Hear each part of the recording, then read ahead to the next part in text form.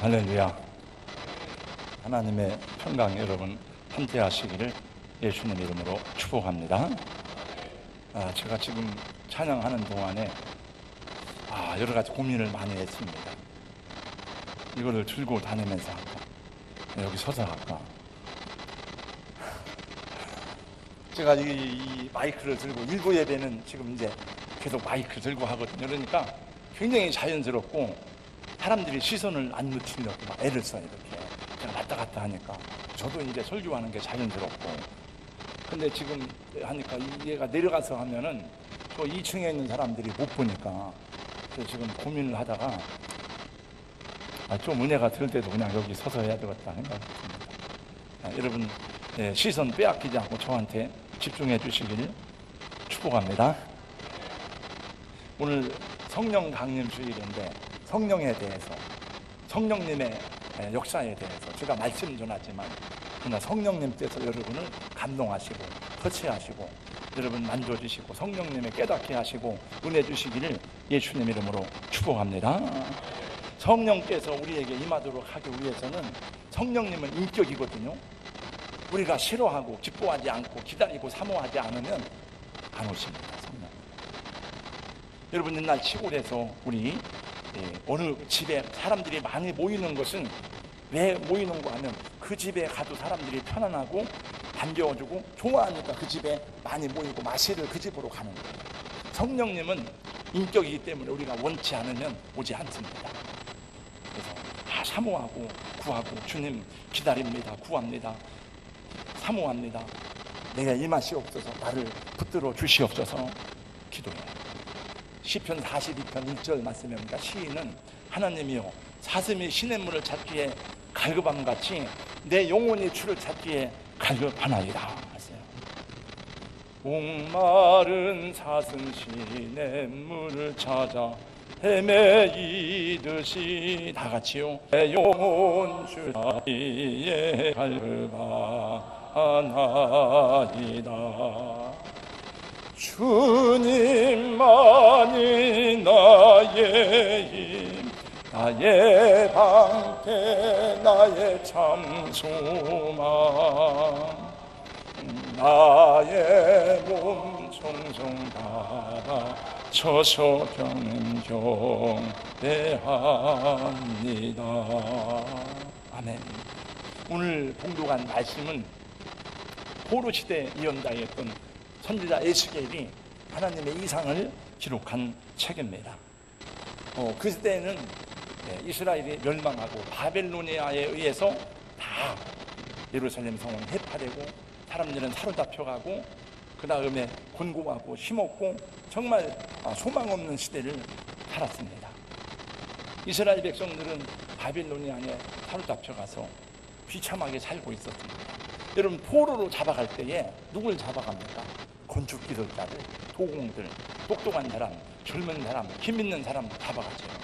나이 먹고 그 다음에 할머니, 할아버지, 노인들은 다 그 땅에 살지 않아요. 본토에는 다 힘없고 무능하고 연약한 사람만 살고 유능하고 똑똑한 사람들은 다 사로잡혀갔습니다. 근데 뭐 할 일이 없고 그 중에 선지자 에스겔도 있었습니다. 이때가 BC 586년이었는데 바빌론에 사로잡혀간 지 5년째 되던 해에 선지자 에스겔이 그발강가에서 하나님의 이상을 보게 되었습니다. 하나님의 이상을 기록한 책이 에스겔서입니다. 에스겔은 하나님의 권능에 사로잡혀서 환상 중에 하나님의 영에 이끌려 한 골짜기로 가게 되었습니다. 그 골짜기의 이름은 에스골 골짜기였습니다. 골짜기에는 아무 이제 무덤도 없이 버려진 수많은 시체들이 막 여기저기 뒤엉켜져 있었습니다. 누가 장사 지낸 사람도 없어요. 마른 뼈들만 막 뒹굴어 다녔습니다. 해골들이 뒹굴어 다녔습니다. 하나님은 에스겔을 골짜기로 인도가지고 그 뼈들 사이로 지나가게 했습니다. 그 뼈들을 보니까 다 말라지고 터지고 부스러지고 그런 뼈들이었습니다. 작년에 저희 어머니하고 저희 아버지를 이장하기 위해서 묘를 팠습니다. 그랬더니 뼈가 머리카락은 남아있더라고요. 저희 어머니하고 아버지 그 뼈를 다 추려가지고 다시 화장을 내서 새로운 묘지로 저희가 옮겼습니다. 보니까 다 부스러져 있더라고요. 이 마른 뼈들과 해골들은 주는 겁니까? 그거는 이스라엘의 모습이었습니다. 11절 보면 그 내용이 나와요. 이 마른 뼈들을 볼 때에 그 마른 뼈들 속에서 무슨 희망이 있고 그 무슨 장래가 있겠습니까? 에스겔이 그 모습을 볼 때에 얼마나 절망적이었어. 아, 이것이 우리 민족의 모습이구나. 이것이 나의 모습이구나. 이것이 우리 나라의 현실이구나. 에스겔은 자기 자신을 포함한 이스라엘의 소망 없는 비참한 모습을 너무나 분명하게 볼 수 있었습니다. 혹시 이것이 여러분의 모습은 아닙니까? 저는 종종 하나님께서 꿈으로 저의 모습을 보여줘요. 내가 이런 상태에 있다, 영적으로. 가끔가다 보여주는데, 그러면 제가 깨닫지 못하면 그걸 보고 제가 깨닫게 돼요. 이렇게.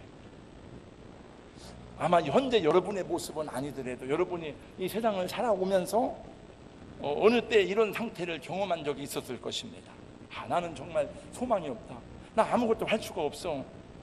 나는 마치 온 땅에 가뭄이 매가지고 메마른 대지와 같이 거기다가 물을 댈 수도 없고 모를 심을 수도 없고 곡식알을 뿌릴 수도 없고, 아, 내가 뭘 할 수가 있을까? 그런 경험을 한 일들이 있을 것입니다. 그래요. 우리 인간은 살아가면서 누구든지 자기 자신에 대한 절망을 경험하고 자기 죽음을 경험해 보지 않는 사람은 거의 없습니다. 근데 그때에 사람들이 길이 없으면 선택하는 게 죽음이에요. 죽음. 여러분, 인간 베드로를 보세요. 얼마나 베드로는 모든 일에 자신만만한지 모릅니다. 주님이 말씀할 때 너희가 나를 버리라고 말할 때에 주님 무슨 말씀을 이렇게 하십니까? 이 제자들은 다 버릴지라도 나는 결코 버리지 않습니다.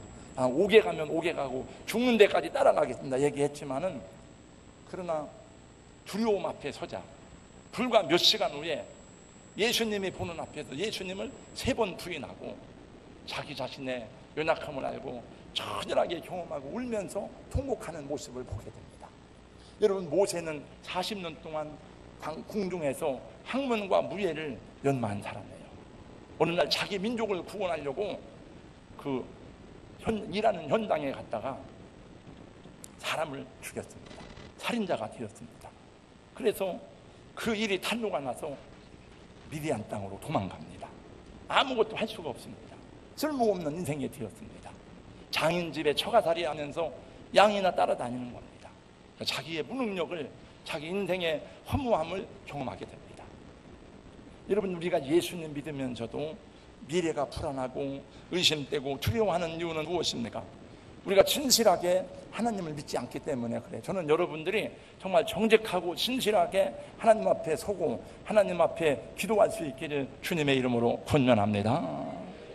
우리 성도 여러분, 정말 하나님이 살아계신 나의 주님이라고 믿는다면, 하나님이 살아계신 전능자라고 고백한다면, 여러분의 고집과 여러분의 판단과 이론을 하나님 앞에다 내려놓을 수 있기를 주님의 이름으로 축원합니다. 내려놓으면 얼마나 가벼운지 몰라요. 다 예배 드릴 때는 다 그냥 내려놓는 거예요. 우리 인간의 깊은 무의식 속에는, 여러분, 인간의 무의식의 세계를 맨 처음에 발견하고 얘기한 사람은 프로이드입니다. 우리 무의식 속에는 우리도 알 수 없는 깊은 그 무엇이 있는데, 그것은 심리학자도 의사도 파낼 수 없고 어떤 과학이나 컴퓨터에도 밝혀낼 수 없는 정신적, 심적 문제가 있습니다. 현대인의 2가지 정신적 특징 가운데 하나는 허무이고 하나는 불안입니다. 인생아 그대 근심과 걱정 없이 쉬는 날이 몇 날이나고 괴테는 묻고 있습니다. 쇼펜하우어는 생의 의지의 비극을 설파했습니다. 정신계의 하늘에는 절망의 먹구름이 덮이고 의식의 대지에는 불안과 허무의 짙은 안개가 깔리고 있다. 나갈 길이 없다고 사르트르는 절규했습니다. 사르트르는 실존주의 철학자의 대표적인 학자 가운데 한 사람이지만, 그는 노벨 문학상을 받았지만은 그는 수상을 거절했습니다. 그게 무슨, 그 상은 무슨 의미가 있냐 이거요. 다 우리 절망이고 나갈 길이 없는데. 그러다 포칼체가 말했습니다. 왜 출구가 없냐? 왜 나갈 길이 없느냐? 나갈 길이 있다. 미치든가 자살하든가 길이 있다고 말했어요. 포칼체는 현대인들에게 자살을 탈출구로 만들어준 철학자 가운데 한 사람입니다. 인간은 그런 존재예요. 저는 지난 2주 전에 우리 졸업생들 데리고 마라도, 제주도 졸업여행을 갔었어요. 갔다가 마라도를 갔는데, 제가 제주도를 여러 번 갔어도 마라도는 처음 가봤습니다. 마라도를 가보신 분들은 알 것입니다. 마라도 맨 남단에는 절벽이 아주 얼마나 높은지 제가 볼 때 한 100m는 되는 것 같아요. 끝이 없더라고요. 제가 옛날 사이판 가니까 만대절벽이라고 있더라고요. 2차 대전 때 그 태평양 전쟁에서 일본이 패하게 되니까 일본 군인들이 다 거기서 천황피하 만대를 부르면서 투신을 해요, 전부 다. 그래서 그 이름이 만대절벽이라고 그러더라고요. 근데 마치 그 만대절벽 같은 그 절벽이 있는데 거기가 대한민국의 유명한 명소가 되었다는 거예요. 그래서 무슨 명소가 되었나니까 자살자들이 거기 와서 떨어진다네요.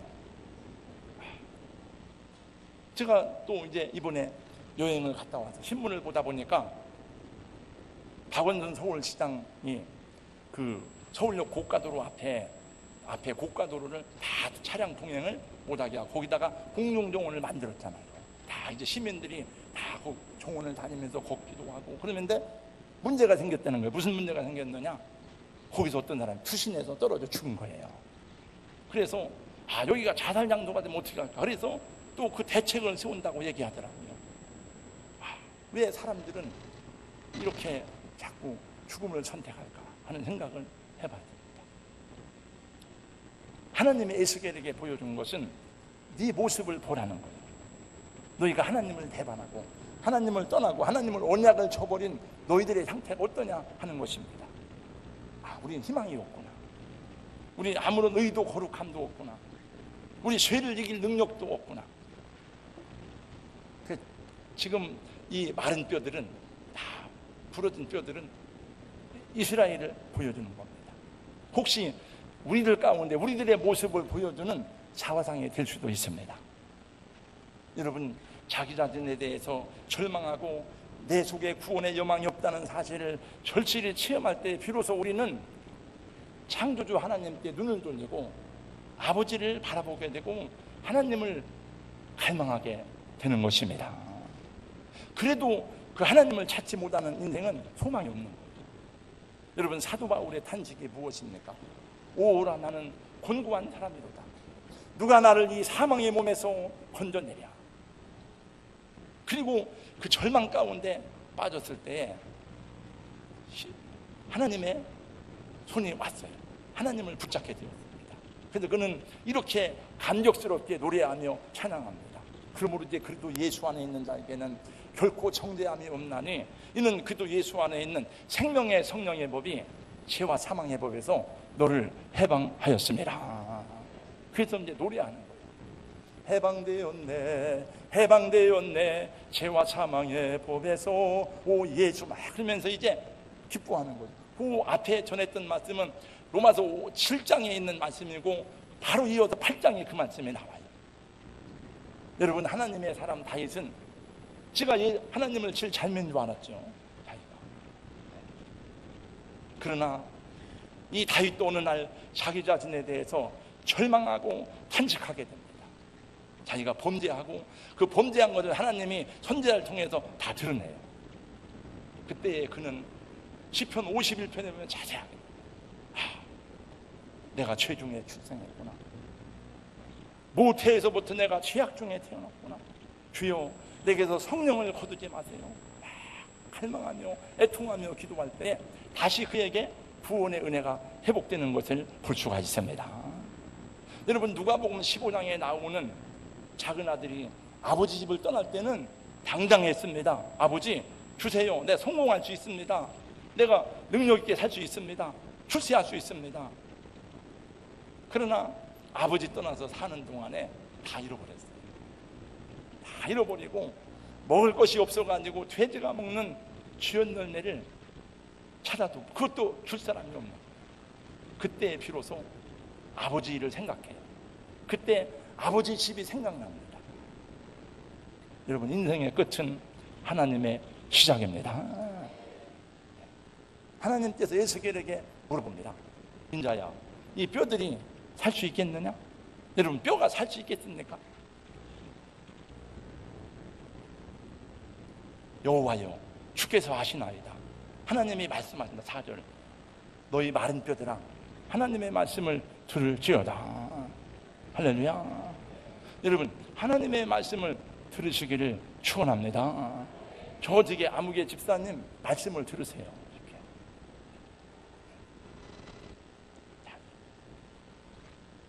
그 말씀이 무엇입니까? 5절 말씀 보세요. 주 여호와께서 이 뼈들에게 이같이 말씀하시기를 내가 생기를 너희에게 들어가게 하리니 너희가 살아나리라. 저는 이 시간 여러분에게 선포하고 축복합니다. 하나님의 성령이 여러분에게 임하기를 예수님 이름으로 축원합니다. 저와 여러분에게 성령이 임하시고 성령의 충만케 하심으로 채워주시기를 예수님 이름으로 축원합니다. 생기는 하나님의 영이신 성령을 말하는 것입니다. 주의 종된 저에게도 성령의 충만함이 필요합니다. 에베소 5장 18절 말씀 술 취하지 말라면 방탕한 것이니 오직 성령의 충만함을 받으라. 왜냐하면 성령의 충만함을 받지 않고는 성가대 사명 감당 못합니다. 빠졌다가 했다가 왜 했다. 성령의 충만함을 받지 않고는 주의 종의 사명을 감당할 수 없어요. 이 죄악된 세상에서 우리가 어떻게 여러분 나를 이기고 세상을 이기고 지약을 이기고 육신의 생각을 우리가 십자가에 못 박고 하나님의 뜻대로 살 수 있습니까? 그럼 못 사는 거예요. 그래서 맨날 예수님 믿긴 믿지만 구원 받았지만 그렇게 못 살기 때문에 하나님 앞에 와서 기쁨으로 예배드리는 자유와 은혜를 잃어버리고 딴 생각하는 거예요.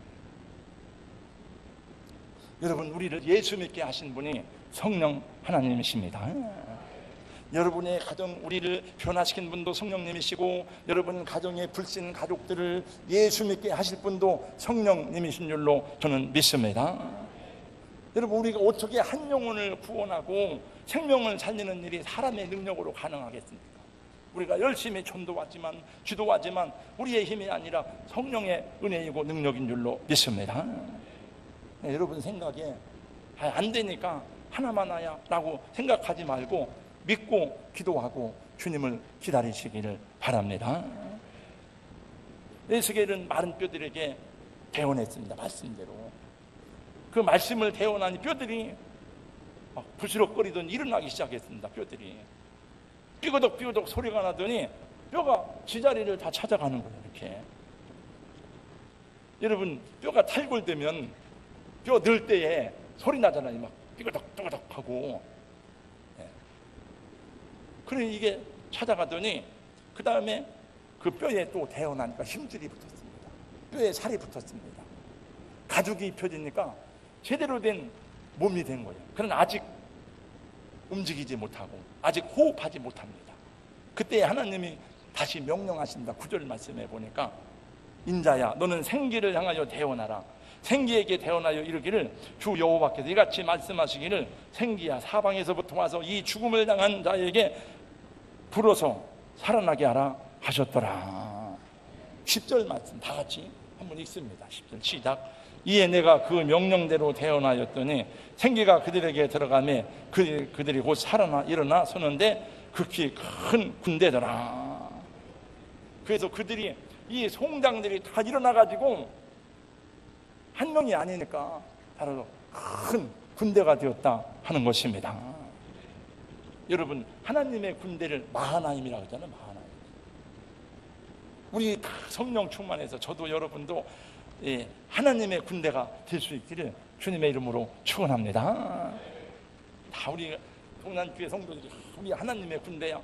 앞으로 전성을 향해 나가세 전성문만 바라고 나가세. 그리고 야 여러분 기도하러 볼 사람은 다 모이고 제가 여러분 쉬는 때도 없이 와서 교회 와서 기도하세요 뭐 하세요 뭐 그런 게 아니잖아요. 여러분 우리 오늘 성가대 모여서 연습한다 그러면 다 모이고 어떤 사람은 저기 가서 이 일하고 어떤 사람은 이 일하고 어떤 사람은 연습하고 그러면 안 돼요. 제가 아까도 하는데 김영민 목사라고 지옥을 살던 목사 인격적인 하나님 만나다 그래서 그 책을 읽어봤더니 그분은 사람으로서 할 수 없는 일을 했더라. 보니까 20년 목회하는데 40일 금식을 7번 했더라고요. 20일 금식을 20번 했더라고. 그래서 이건 사람이 할 일이 아니다. 전 이해는 돼요. 얼마나 답답했으면 40일 금식을 7번 했까. 저는 21일 금식 자주 했지만 저는 뭐 해봐야 3, 4일, 일주일, 그리고 장기 금식 20일을 한 번 해봤거든요. 그래도 그거 한 번 하고서도 제가 여지껏 우려먹잖아요. 여러분, 내가 21일 금식할 때 이러는데 그 사람 얘기 들으니까 뭐 금식했다고 말도 못 하겠더라고요. 얼마나 답답했으면 그랬겠어요.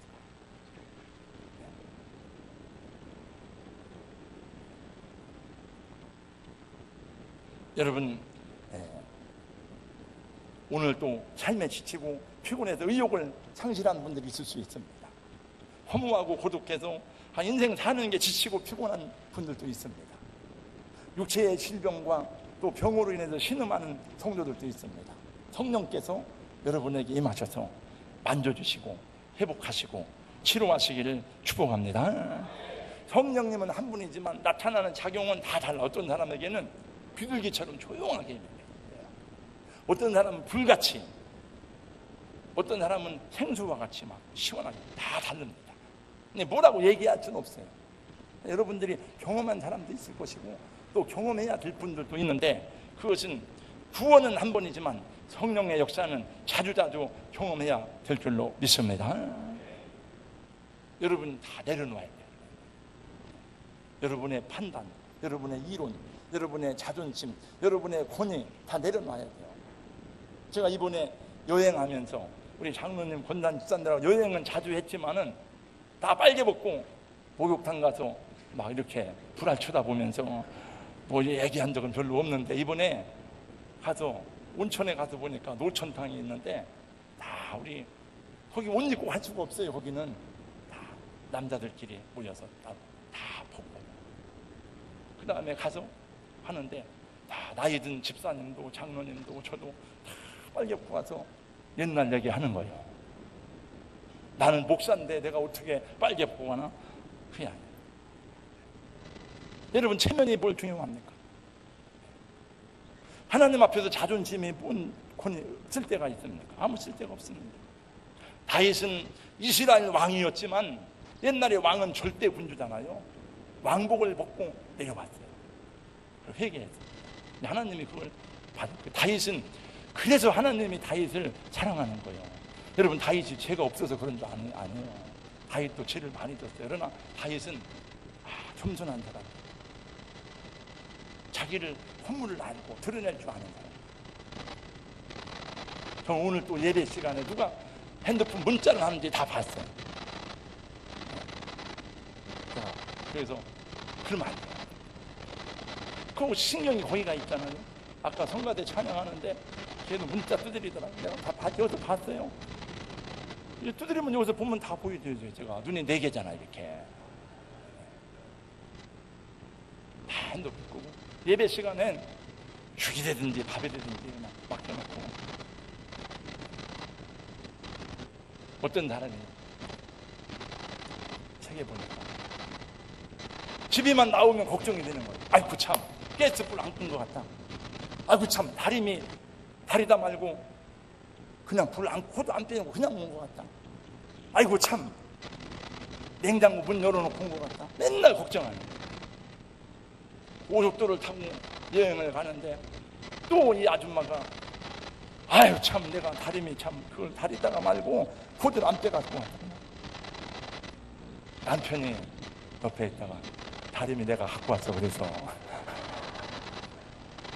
여기 있어. 걱정 말고. 다 맡겨놨어요. 뭘 걱정하십니까? 정말 그 사람이 물에 빠져 죽어가고 있으면 예배 드리지 말고 막 살리러 가야 되지만, 그러면 핸드폰 다 끄세요. 제가 지난 주일날도 저는 설교를 잘 못하지만 그렇게 재밌는 그 간증을 하는데도 제가 그래서 그 책을 가지러 예배 중에 잠깐 끝날 때 가는데 저 뒤에서 핸드폰을 막 하는 사람들이 있거든요. 아이고, 제가 여기서 가지고 그날 저녁에 우리 목사님들하고 카톡을 하는데 그렇게 얘기했대요. 목회도 군대 마냥 조인트하고 그렇게 하면 좋겠다고.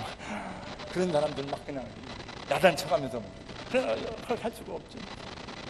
은혜가 다 잃어버리고, 예배드리는 1시간이니까 다 내려놓고 하나님께 맡기고 말씀 집중하는 거예요. 여러분, 베드로가 나중에 그래서 결국은 자기 자신의 절망을 체험하고 주님을 의지할 때 성령을 임하고 하나님의 복음 전하는 제자가 되었습니다. 여러분, 모세가 아무 쓸모없는 자기 자신이었다고 생각하지만 하나님이 부를 때에 떨기나무에서 불을 받고 이스라엘 백성들을 40년 동안 인도하는 용도자가 되었습니다. 오늘 성령 강림절인데 성령 강림으로 여러분 성령의 임하심과 성령 충만케 하는 여러분의 삶의 회복과 은혜와 일어나는 은총이 있기를 주님의 이름으로 축복합니다. 마지막, 제가 원래 다른 간증을 준비했었는데 오래전 얘기라 그냥 생략하고 지난 주일날, 지난 주중에 있었던 신문에 난 얘기입니다. 최근의 일입니다. 커피랑 도서관이라는 프랜차이즈 업체가 있는데 장덕성 대표입니다. 강남에서 이분은 대형 주차장 5개를 운영하면서 발레 파킹 사업으로 돈을 많이 벌었어요. 근데 돈이 많이 벌리니까 자기하고 가까운 사람 8명이 자기를 배제하고 하여튼 교묘하게 작전을 해가지고 다 빼앗아 버립니다. 충격받아가지고 이 사람이 자기 아내한테 출근한다고 하고 차를 타고 무작정 강원도로 갔어요. 홍천의 어떤 요관에 가서 죽으려고 하는데 자기 아내는 썬데이 크리스찬, 교회만 간신히 다니는 사람인데 그 메시지를 보내요. 자기 아내가 성경에 보니까 창세기 26장에 이삭이 우물을 봤더니 블레 사람들이 매워요. 또 파니까 또 매워, 또 파니까 또 매워요. 계속 매우는 거예요.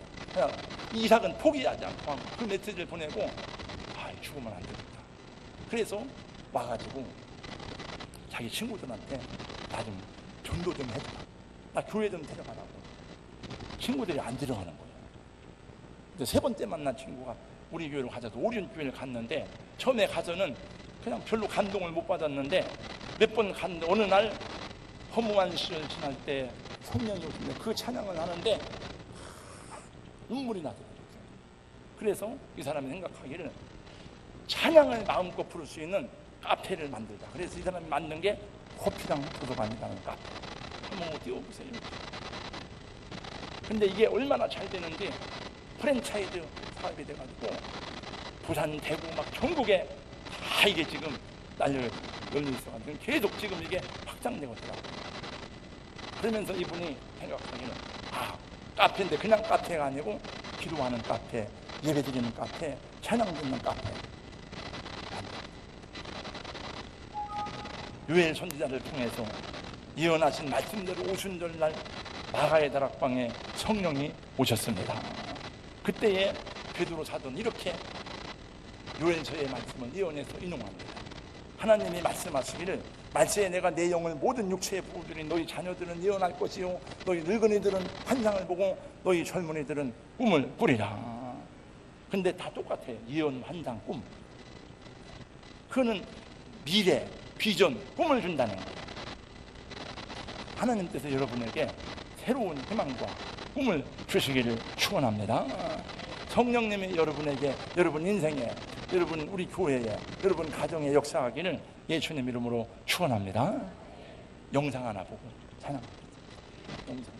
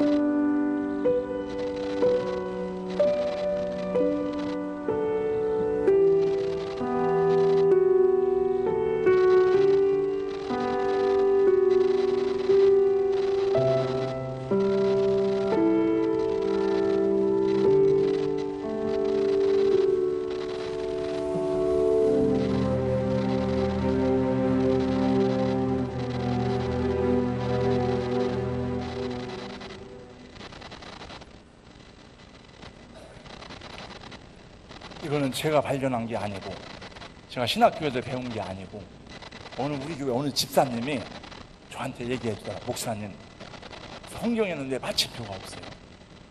여러분 성경책 보세요. 왜 마침표가 어디 있습니까? 없잖아요. 마침표가 있어요, 없어요? 없잖아요. 성경은 마침표가 없습니다.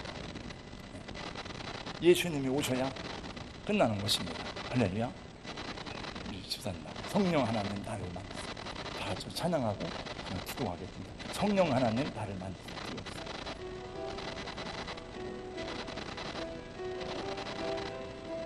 하나님은 다 끝난 줄 알았던 모세를 불러서 그를 하나님의 거룩한 나라의 지도자로 삼았습니다. 절망 가운데 다 끝난 줄 알았던 그 베드로에게 오셔서 성령을 받으라고 주님 말씀하셨습니다. 기도원은 자기 지파 사람들 가운데 가장 약한 사람이었지만 보리떡과 같은 기도원을 통해서 민족을 구원하는 놀라운 일을 행하셨습니다. 하나님, 우리 삶 속에 하나님 오시면 주여 이 모든 난관과 문제를 극복하고 승리하며 하나님의 영광을 위한 삶으로 우리를 회복시켜 주실 줄로 믿습니다. 하나님, 우리 성도들이 함께 성령 충만하여 큰 군대가 되게 하여 주시옵소서. 예수님 이름으로 기도하옵나이다. 아멘.